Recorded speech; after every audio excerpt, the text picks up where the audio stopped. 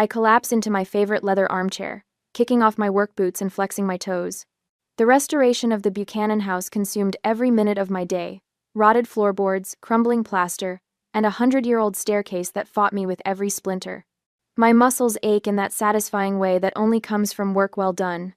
My phone buzzes on the coffee table. I ignored it at first, reaching instead for the glass of Cabernet I poured 10 minutes ago. The burgundy liquid catches the last golden rays of sunset through my Craftsman windows. The phone buzzes again, and again. I take a long sip and reach for it, thumbing through notifications. Another day, another dozen emails from contractors and clients. Then I see it.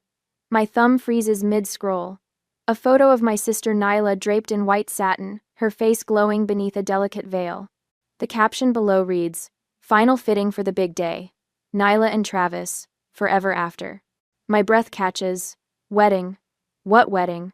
I swipe frantically through my feed. Photos flood my screen: my cousin Marissa showcasing bridesmaid dresses, my Aunt Rosa arranging flower samples, my mother's hands holding embossed invitation samples.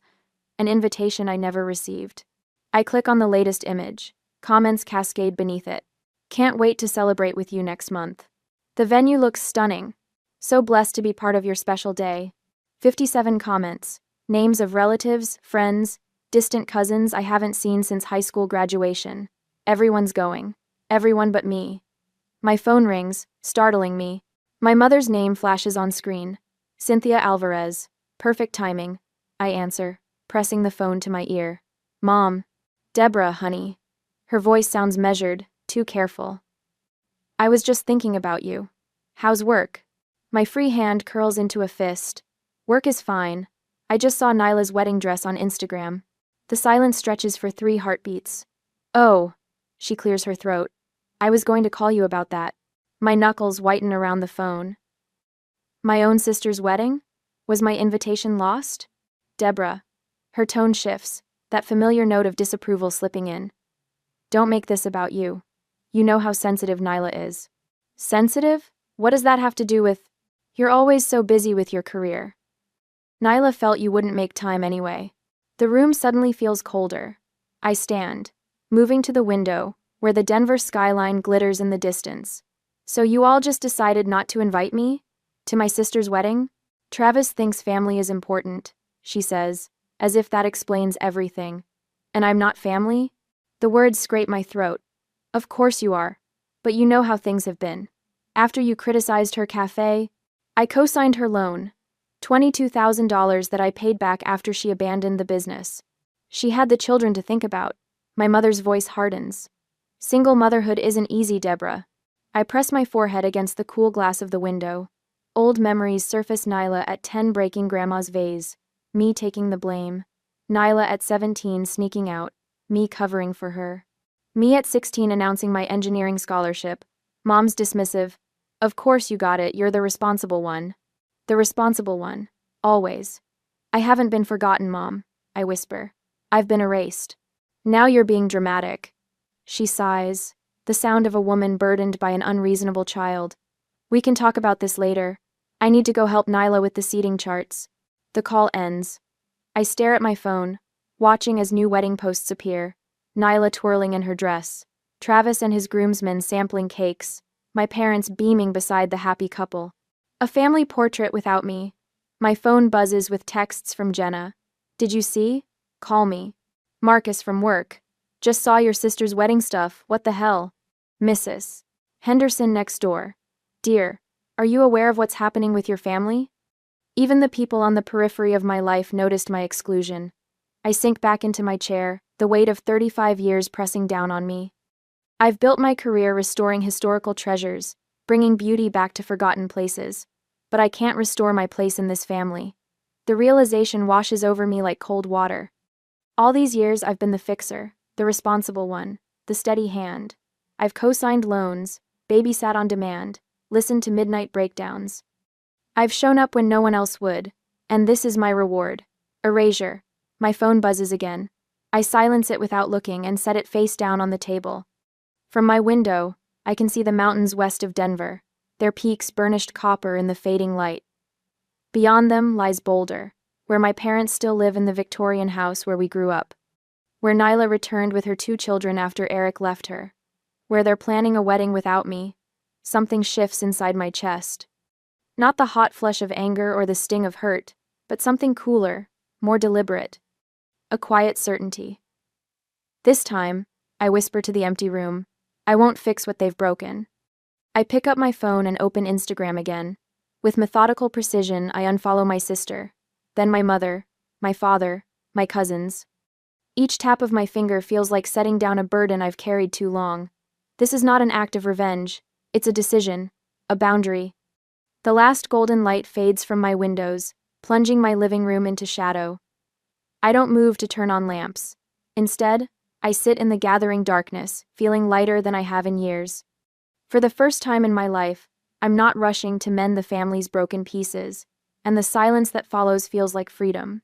My tires crunch over the gravel driveway of my parents' Victorian home in Boulder. The morning sun glints off the stained glass above the front door, casting fragments of ruby and amber across the porch. The house stands proud against the mountain backdrop, its gingerbread trim and sweeping eaves familiar as my own reflection. I grip the steering wheel until my knuckles blanch white. 3 days since discovering Nyla's wedding plans, 3 days of ignored calls from everyone except Mom, whose voicemails grow increasingly dramatic. Dad's hunched figure appears in the garage doorway. Hector Alvarez, perpetually hiding behind projects. Today it's his 1967 Mustang, the one he's been restoring since I was in high school. He straightens when he spots my car, wiping grease from his hands onto a rag that's seen better days. His eyes darted toward the house, then back to me. He doesn't wave. I kill the engine and step out into the June heat. Dad. Debbie. He nods, retreating deeper into the garage. Your mother's inside. Of course she is. And of course he won't stand beside her for this conversation. Some things never change. The screen door creaks as I enter. The house smells of cinnamon and coffee, Mom's version of emotional armor. She appears in the kitchen doorway, face arranged in careful concern. Deborah. I was just about to call you. Cynthia Alvarez, queen of convenient timing. Coffee? I made your favorite coffee cake. I don't want coffee. I remain standing in the entryway, hands in pockets. I want to know why I wasn't invited to Nyla's wedding. Mom's smile falters, then reforms. Oh, honey, it's complicated.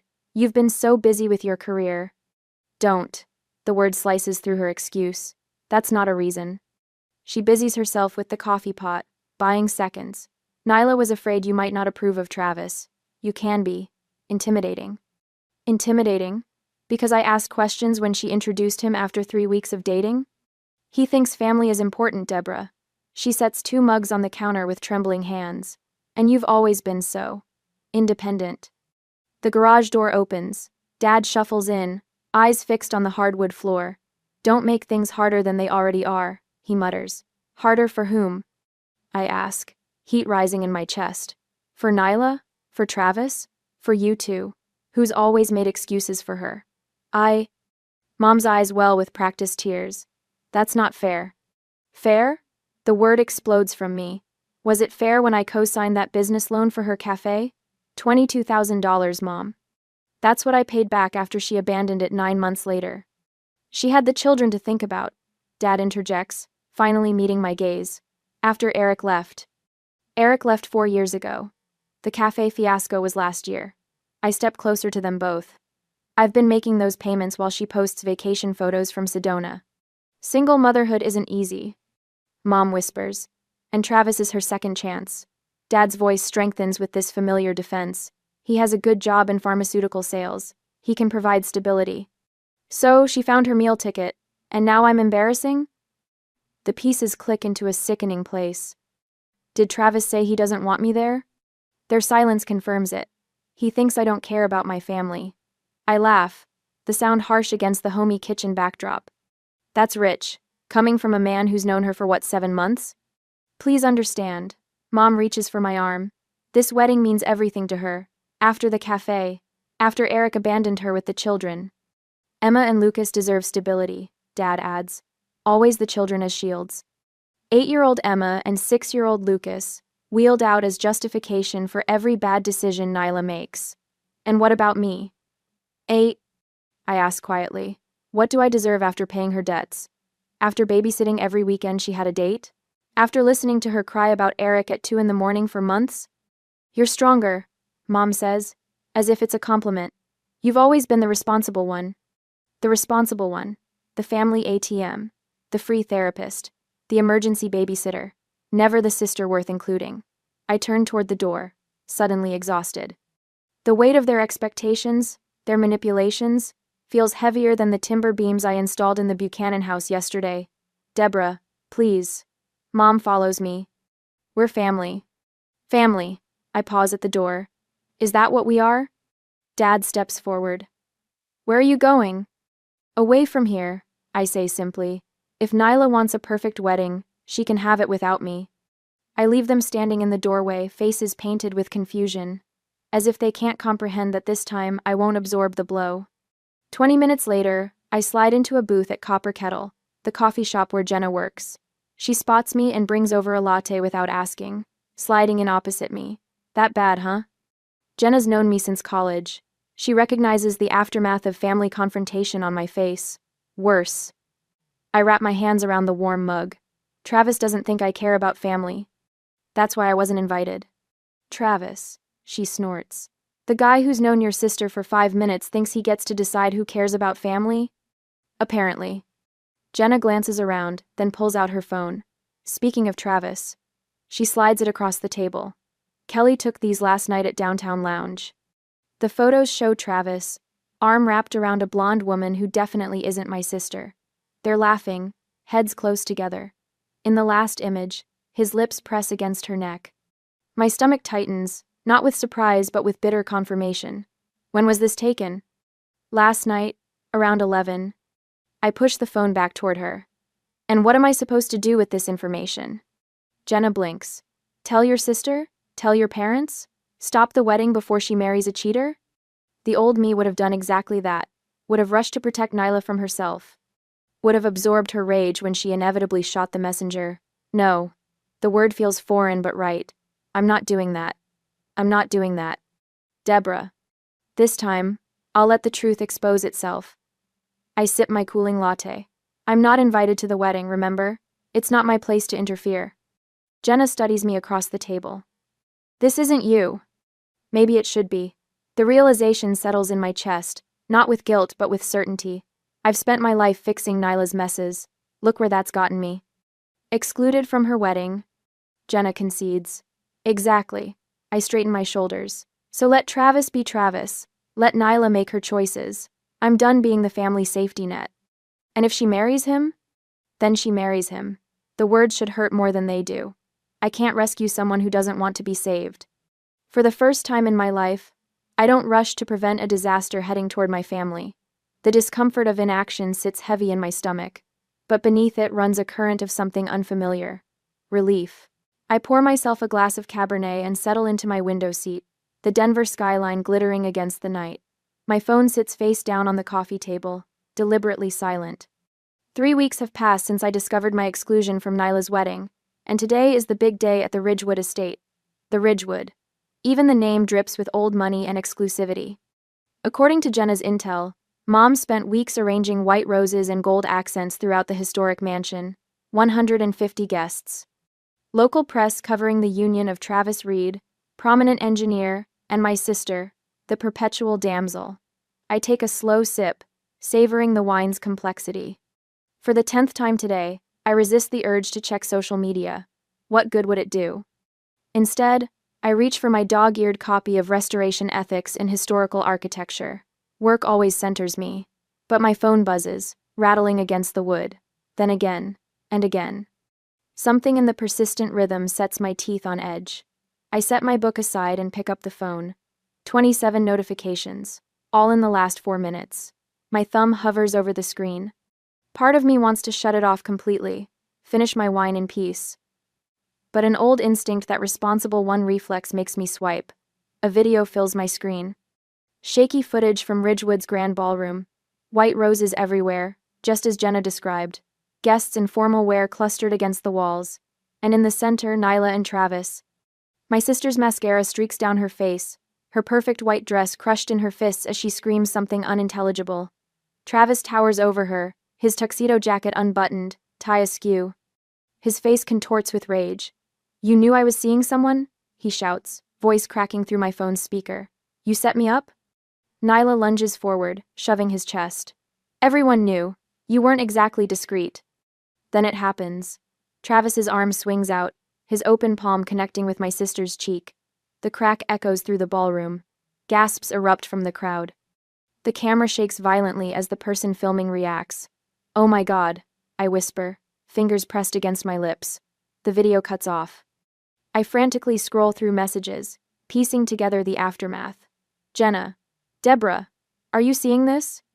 Marcus. Holy shit. Just saw the Reed Alvarez disaster on Instagram. Mrs. Henderson next door. Dear. Your family is on the news. Channel 9. I switched to the local news app. There it is. Already breaking. Society wedding ends in assault charges. The footage plays again, this time from a different angle. I catch glimpses of my mother's horrified face in the background, my father attempting to rush forward before being restrained by two other men. The anchor's voice cuts in. Police were called to the prestigious Ridgewood estate this evening after the groom, Travis Reed, allegedly assaulted bride Nyla Alvarez during what witnesses describe as a heated argument about infidelity allegations. I snap the phone off, tossing it onto the cushion beside me. My pulse hammers in my throat. Part of me, a part I'm not proud of, feels a sick vindication. But it's quickly swallowed by genuine concern for Nyla. No matter our differences, watching my sister be struck on what should have been the happiest day of her life twists my stomach. I drain my wine glass, refill it, and wait for what I know will come next. The phone rings at 11:47 p.m. My mother's name flashes on the screen. I let it ring 4 times, composing myself, before answering. "Mom." Sobbing erupts from the other end. "Deborah." Her voice catches, thin and reedy. "Your sister's hurt. Please come." I close my eyes, the words I've said 1,000 times in my life poised on my tongue. "I'll be right there. I'll fix it. I'll help." But something stops me. The memory of scrolling through wedding photos I wasn't meant to see. The years of cleaning up Nyla's messes. The money I'm still paying back. "I wasn't invited, Mom," I say quietly. "Showing up now would only make it worse." Silence stretches between us, so profound I can hear her breathing hitch. "But she needs you," Cynthia finally whispers. "She always needed you." "No," I corrected her gently. "She needed Travis. She needed security and status and a fairy tale wedding.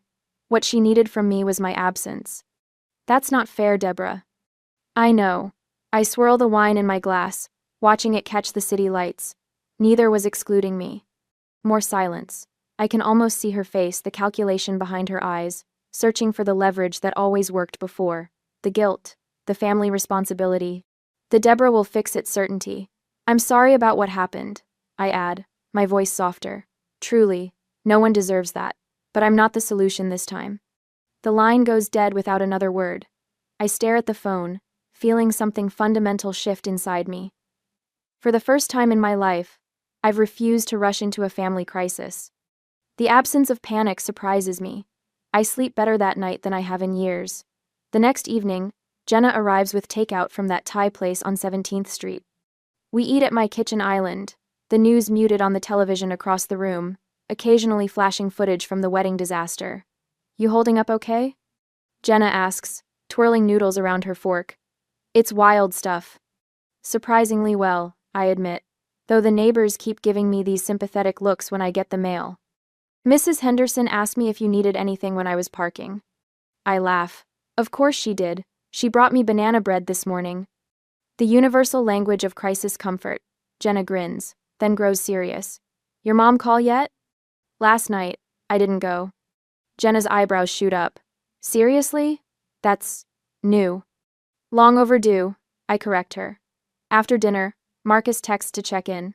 Another unusual development in my normally quiet life.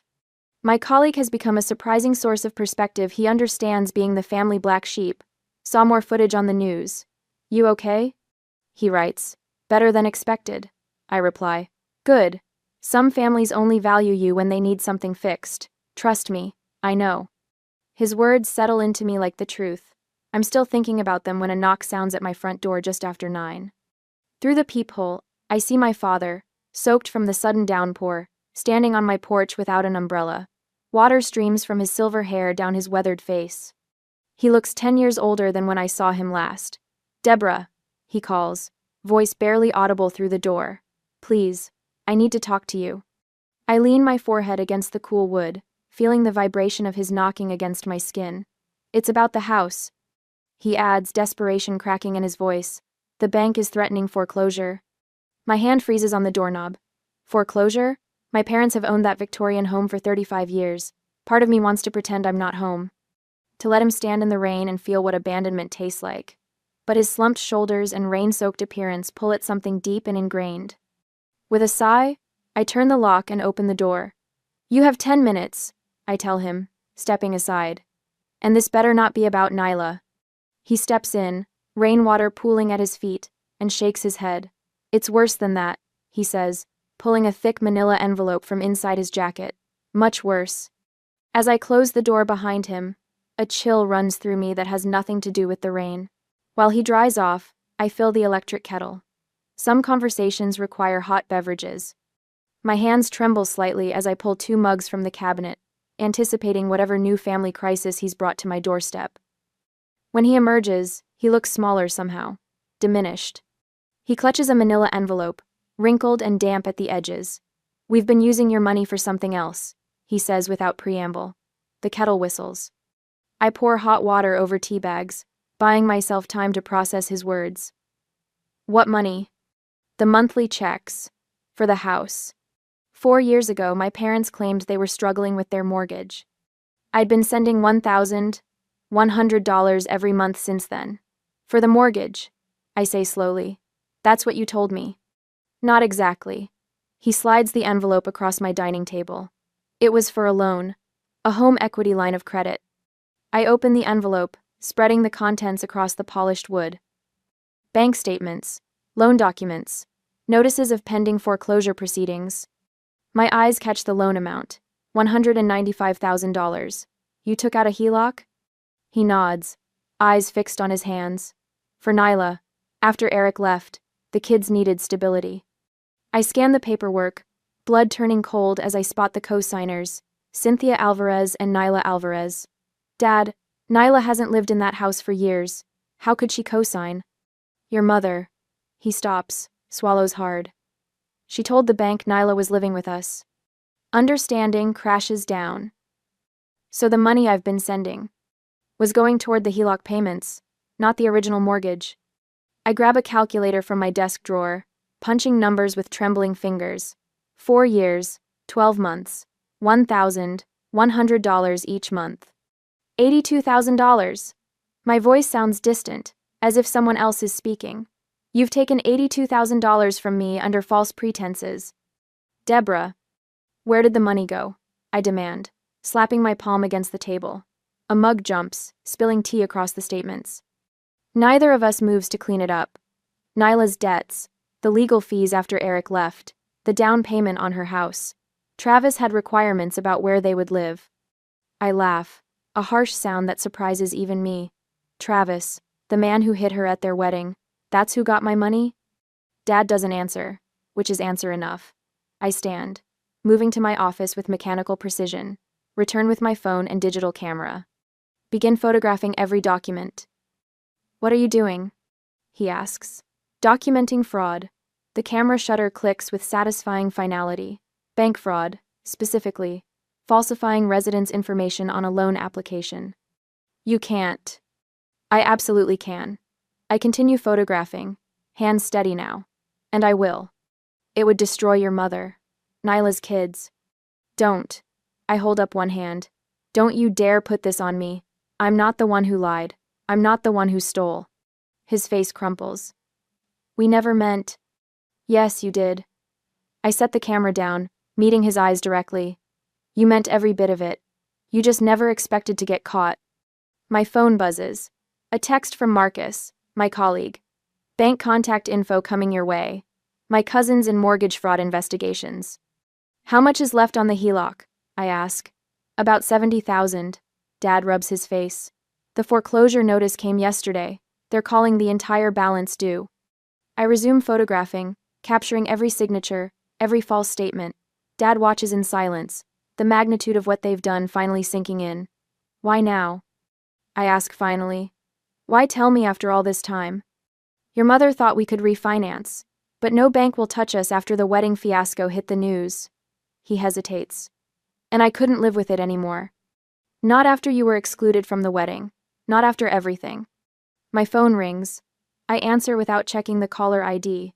Jenna's voice fills the line. Heads up. The next day, I stand in the center of my living room, surveying my preparations with the meticulous eye I normally reserve for historic building inspections. The large oak dining table, a restoration project I salvaged from an 1,882 farmhouse, dominates the space. Its surface tells a story of betrayal through carefully arranged papers, photographs, and bank statements. A knock at the door announces Aunt Rosa's arrival. I chose her carefully, Dad's sister, the only family member who never played favorites. You look tired, mija, she says, stepping inside. Her silver-streaked hair frames concerned eyes. Not tired, ready. I adjust a stack of bank statements. Thank you for being here. She squeezes my hand. Family should tell the truth, not pretty lies. The doorbell rings again. My stomach clenches as I check my watch. They're 15 minutes early. A power move. Classic Cynthia. I'll make coffee, Rosa offers, retreating to the kitchen. I open the door to find them huddled on my porch. Mom's face wears a mask of injured dignity. Dad studies his shoes. Nyla stands slightly behind them, arms wrapped protectively around her middle. Come in. My voice sounds foreign to my ears, steady, unruffled. They file past me like solemn funeral attendees. No one speaks as they settle around my dining table. Nyla gasps quietly when she notices the papers. Dad's shoulders sag further. Mom's lips pinch into a bloodless line. Aunt Rosa brings coffee nobody touches. I remain standing. The silence stretches until Mom shifts in her chair. What is all this drama for, Deborah? If you need help with your finances. Stop. The word slices through her deflection. For once in your life, just stop talking and listen. I slide a document toward her. This is the home equity line of credit you took out 4 years ago. $195,000. With Nyla listed as co-signer, claiming she lived at the property. Dad's eyes close briefly. This, I continue, pushing forward another document, is the rental agreement I signed when I moved out 12 years ago. The one that specifically forbids you from using my financial information or claiming I live there. I tap a stack of bank statements, and these show the money transfers. $1,100 monthly from my account to yours, totaling $82,000 over 4 years. Nyla's face drains of color. Mom? What is she talking about? Our mother told me the house needed repairs, I explained, never taking my eyes off Cynthia. A new roof. Foundation work. That she and Dad were struggling to keep up with expenses in retirement. She asked for help. I agreed to send what I could each month. My fingers tremble slightly as I lay out the photographs. These are pictures from the bank lobby security camera. Mom depositing my checks directly into the HELOC payment account. Cynthia's chin lifts. I only did what I had to do to keep a roof over the kids' heads. You kept that roof with my money and my trust. The fury pulses behind my eyes, yet my voice remains level. The same money I earned working 60-hour weeks while repaying Nyla's failed cafe loan. Nyla's mouth drops open. Cafe loan? But you said that was a refinance. Your sister co-signed for your business. Aunt Rosa interjects quietly. When it failed, she paid back every penny. Dad finally speaks, voice rough with shame. Debbie, we never meant for it to go this far. Don't. I raise my hand. Intentions don't erase fraud. Fraud? Cynthia sputters. We're family. Family doesn't steal from each other, I counter. The family doesn't forge signatures on loan documents. Nyla stares at the papers, hands shaking. I didn't know, Deborah. Mom just said it was a refinance, that you approved everything. I believe her. Nyla was always the golden child, but never the mastermind. Cynthia sniffs. Well, what do you want? To send your parents to jail? To make your sister homeless with 2 children? Dad's head snaps up. That's enough, Sin. The sharpness in his tone startles us all. In 40 years of marriage, I've never heard him speak to her that way. Debbie has every right to be furious. His weathered hands spread flat on the table. If you want the house, We'll sign it over. The side lot can be sold to repay what we took. Cynthia falls silent, hands twisting in her lap. I look at my father, really look at him. The proud carpenter who taught me to restore instead of replace, to find value in damaged things. His eyes hold a mixture of shame and relief, the weight of secrets finally lifting. I don't want your house, I say. I just want this to end. Aunt Rosa takes a notebook from her purse. I've spoken with a friend at First American Title. We can do a quitclaim deed for the side lot today, transfer it directly to Deborah. We could sell it, Dad says. The Miller boy next door has been asking about it for years. I want to expand his garden. 2. Fine. My mother's voice is clipped. I don't need an apology, I tell them, surprised to discover it's true. I just need peace. The room falls quiet again, but the quality of silence has changed. No longer tense with unspoken accusations, but heavy with truth finally acknowledged. 2 weeks later, we met at a title company downtown. The attorney explains the documents with professional detachment. Dad signs first, then Mom. The pen hovers in her hand for a moment before she scrawls her name. I don't make speeches about forgiveness. I don't hurl accusations. I simply sign where indicated and accept copies of the paperwork. As we stand to leave, Dad touches my arm. I'm sorry, Debbie, his voice catches, for everything. I nod once, unable to find words that won't crack open my carefully maintained composure. Outside on the sidewalk, Nyla approaches hesitantly. I'll pay you back, she promises. Every cent. Take care of your kids, I tell her. Stand on your own feet. She nods, tears spilling. I will. I drive home alone, windows down, autumn air whipping through the car. My phone rings, Jenna checking in. It's done, I tell her. How do you feel? I consider the question. The anger still burns, but differently now. Not the hot flash of betrayal, but something controlled, useful. The kind of fire that forges rather than destroys. Like I've finally stopped carrying other people's weight. 3 days later, a certified check arrives from the sale of the side lot.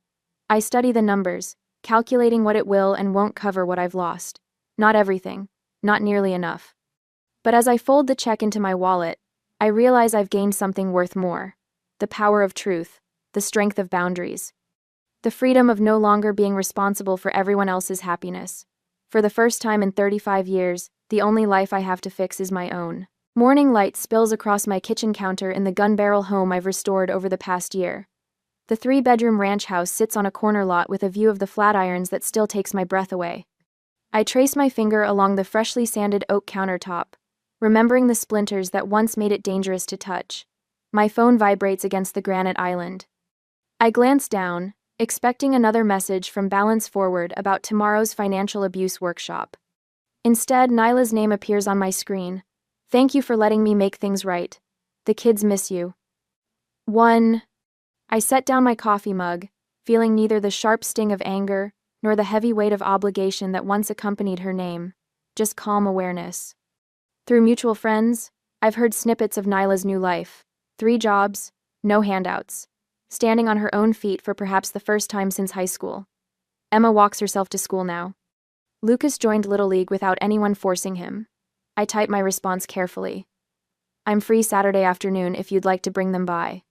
Her reply comes instantly. Just me first. We need to talk. I added a condition without apology. 2 o'clock, I have plans at 4. The boundaries feel natural now, not selfish. Saturday arrives with a gentle rain that patters against the living room windows. When Nyla's compact sedan pulls into the driveway, I notice the missing hubcap, the small dent in the passenger door. No more luxury cars purchased with other people's credit. She stands on my porch, clutching a small wooden box, her knuckles white. Rain droplets cling to her hair, which hangs straight and uncolored for the first time since she was 12. You look different, I say, stepping aside to let her in. 3 jobs will do that. She attempts a smile, but her voice lacks the practiced charm she once wielded like a weapon. No time for highlights when you're cleaning office buildings at night. I lead her to the kitchen, where 2 mugs of tea steam on the island. No wine. No illusions of false intimacy. This is for you. She places the wooden box between us. Dad found it when they were clearing out the Victorian. I lift the hinged lid. Inside rests our grandfather's pocket watch, its gold case tarnished with age. The one meaningful heirloom neither of us received when he died. The one thing I'd wanted. How did you know? I ask, lifting it carefully. You mentioned it once, when we were teenagers. She watches as I wind it gently. The mechanism clicks, then begins to tick with surprising strength for something so long forgotten. Maybe time doesn't erase mistakes, I say, but it teaches you when to stop repeating them. We sit in silence as rain taps against the windows. Not uncomfortable, not forced, just two adults acknowledging truths too long buried. What did you do with the money? She finally asks. From the land sale? I meet her gaze directly. I didn't keep it, Mom said. I opened accounts for Emma and Lucas, college funds. Her eyes widened. After everything we did? After... I'm done rescuing adults, I say, feeling the rightness of these words. But kids, they still deserve a chance. When she leaves an hour later, we don't hug. We don't make promises about holiday gatherings or shared vacations. But something has shifted, like a bone finally set properly after years of painful misalignment. That evening, I sat alone on my porch swing, watching sunset paint the mountains gold.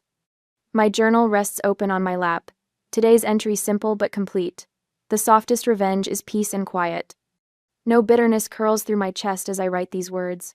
No burning need to make things even. Just calm certainty that I've found my way back to myself.